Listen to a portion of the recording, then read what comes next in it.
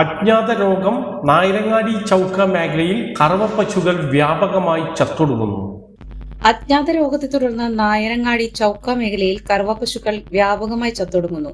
വായ്പയെടുത്തും പലിശക്കെടുത്തും പശുക്കളെ വാങ്ങിയ ക്ഷീരകർഷകർ കടക്കെണിയിലായി. നായരങ്ങാടി ചൗക്ക മേഖലയിൽ കഴിഞ്ഞ 5 മാസത്തിനുള്ളിൽ 20ഓളം പശുക്കളാണ് ചത്തത്. തൊഴുത്തിൽ കെട്ടിയിരിക്കുന്ന പശുക്കൾ കുഴഞ്ഞു വീണ് ചാവുകയാണ്. എന്നാൽ ചിലയിടത്ത് പശുവിന്റെ വയർ വീർക്കുകയും പിറ്റേന്ന് തൊഴുത്തിൽ ചത്തുകിടക്കുന്ന സ്ഥിതിയുമാണ്. ചൗക്ക സ്വദേശി രാജന്റെ 3 പശുക്കളാണ് കഴിഞ്ഞ മാസം ചത്തത്. നായരങ്ങാടി തണ്ടാപറമ്പിൽ അനിൽദാസ്, മധുരന്തയത്ത് വീട്ടിൽ അഞ്ജന, സുരേഷ് തുടങ്ങിയവരുടെ ഓരോ പശുക്കളും ഈ അടുത്ത ദിവസങ്ങളിൽ ചത്തു. ഒരു നേരം 10 ലിറ്ററിലധികം പാൽ ലഭിക്കുന്ന ഹൈബ്രിഡ് ഇനത്തിൽപ്പെട്ട പശുക്കളാണ് വ്യാപകമായി ചാവുന്നത്. 70,000 രൂപയിലധികം വില വരുന്നവയാണ് പശുക്കൾ. ഒരു പശുവിന് 4,000-ലകം തുക അടയ്ക്കേണ്ടി വരുന്നതിനാൽ നിർധനരായ ക്ഷീരകർഷകർ ഇൻഷുറൻസ് പരിരക്ഷയും എടുത്തിട്ടില്ല. അതുകൊണ്ട് തന്നെ വലിയ സാമ്പത്തിക ബാധ്യതയാണ് ഇവർക്കുണ്ടാകുന്നത്. മൃഗാശുപത്രിയിൽ അറിയിച്ചപ്പോൾ പോസ്റ്റ്മോർട്ടം നടത്തിയാലേ മരണകാരണം വ്യക്തമാകൂ എന്ന വിവരമാണ് ലഭിക്കുന്നത്. പോസ്റ്റ്മോർട്ടം നടത്തുന്നതടക്കമുള്ള എല്ലാ ചിലവുകളും കർഷകർ തന്നെ വഹിക്കണം. ഈ ബാധ്യത കൂടി ഏറ്റെടുക്കാൻ കർഷകർക്കാകുന്നില്ല. മാത്രമല്ല, ചത്ത പശുക്കളെ മറവു ചെയ്യുന്നതിനും വലിയ ചിലവാണ് വരുന്നത്. JCB ഉപയോഗിച്ച് കുഴിയെടുത്താണ് ഇവയെ മറവു ചെയ്യുന്നത്. കോടശ്ശേരി പഞ്ചായത്തിലെ മൃഗാശുപത്രിയിൽ നിലവിൽ ചായപ്പൻകുഴിയിലാണുള്ളത്. നായരങ്ങാടിയിൽ നിന്നും ചായപ്പൻകുഴിയിലേക്ക് 15ഓളം കിലോമീറ്റർ ദൂരമുണ്ട്. മൃഗാശുപത്രിയുടെ ഒരു ഉപകേന്ദ്രം നായരങ്ങാടി മേഖലയിൽ വേണമെന്ന ക്ഷീരകർഷകരുടെ ആവശ്യം ഇതുവരെയും ബന്ധപ്പെട്ടവർ പരിഗണിച്ചിട്ടില്ല. പശുക്കൾ വ്യാപകമായി ചത്തൊടുങ്ങുന്നതോടെ വൻ ബാധ്യത വരുത്തുന്ന സാഹചര്യത്തിൽ ഈ മേഖല ഉപേക്ഷിക്കുകയാണ് ഇവിടുത്തെ ക്ഷീരകർഷകർ.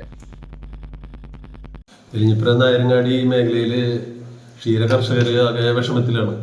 അജ്ഞാത രോഗം മൂലം എൻ്റെ വീട്ടിലൊരു പശു 3 മാസം മുമ്പ് ചത്തുപോയി. എൻ്റെ പെങ്ങളുടെ വീട്ടിലെ ഒരു പശു ചത്തുപോയി. അതുപോലെ തന്നെ ഇവിടെ എരിഞ്ഞിപ്പുറം സൊസൈറ്റികളായിട്ട് കേന്ദ്രീകരിച്ച് പാലളക്കുന്ന പല ആളുകളുടെ ഒരു 10ഓളം പശുക്കൾ ചത്തുപോയിട്ടുണ്ട്. അത് ഇതിൻ്റെ യഥാർത്ഥ കാരണം എന്താണെന്ന് ഇപ്പോഴും അറിയില്ല. മൃഗാശുപത്രിയായിട്ട് ബന്ധപ്പെട്ട് ചായപ്പൻകുഴിയിലാണ് കോടശ്ശേരി പഞ്ചായത്തിലെ മൃഗാശുപത്രി സ്ഥിതി ചെയ്യുന്നത്. അവിടെ ഉള്ള ഡോക്ടേഴ്സായിട്ട് ബന്ധപ്പെടുമ്പോൾ പറയുന്നത് എൻ്റെ യഥാർത്ഥ കാരണം കണ്ടെത്തണമെങ്കിൽ പോസ്റ്റ്മോർട്ടം നടപടികളൊക്കെ ചെയ്യണമെന്ന് പറയുന്നത്. സാധാരണ കർഷകന് ഈ പോസ്റ്റ്മോർട്ടം നടപടി പോലെയുള്ള കാര്യങ്ങൾ ചെയ്യണമെങ്കിൽ ഒരുപാട് ചിലവുണ്ട്. ഇൻഷുറൻസ് പോലെയുള്ള കാര്യങ്ങൾ ചെയ്യാത്തത് മൂലം കർഷകന് യഥാർത്ഥത്തിൽ ഇതിൻ്റെ ക്ലെയിമോ മറ്റ് ആനുകൂല്യങ്ങളൊന്നും ലഭിക്കുന്നില്ല.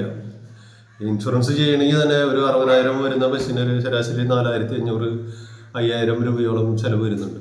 അപ്പം അതുകൊണ്ട് ഇത്ര ഭീമമായ തുകയൊന്നും സാധാരണപ്പെട്ട കർഷകർക്ക് ക്ഷീരകർഷകർക്ക് എടുത്ത് ചെയ്യാനുള്ള കഴിവില്ല.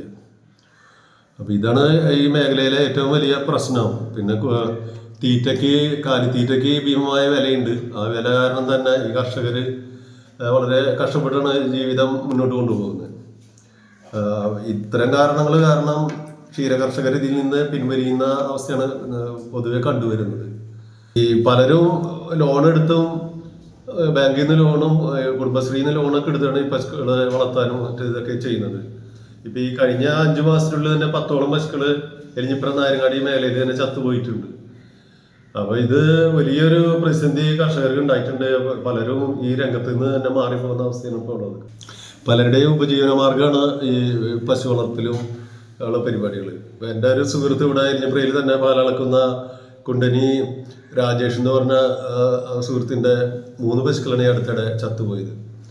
അദ്ദേഹത്തിന് ഈ പശു വളർത്തലിനെ മാത്രം ആശ്രയിച്ച് ജീവിക്കുന്ന ഒരാളാണ്. ഇതിനൊന്നും ക്ലെയിമോ മറ്റ് ഇൻഷുറൻസോ പരിരക്ഷ ഒന്നുമില്ലാതെ ജീവിക്കുന്ന ഒരാളായിരുന്നു.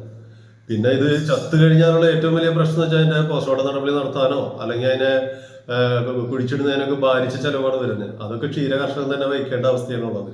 JCB പോലെയുള്ള സാധനങ്ങളൊക്കെ കൊണ്ടുവന്ന് കുഴിച്ചിടുമെങ്കിൽ തന്നെ വലിയ ചിലവ് വരുന്നുണ്ട്. ഇത്തരം കാര്യങ്ങളിലൊക്കെ പഞ്ചായത്തും മൃഗസംരക്ഷണ വകുപ്പും ഒന്ന് കർഷകരോട് കനിവ് കാണിക്കണമെന്നാണ് പറയാനുള്ളത്.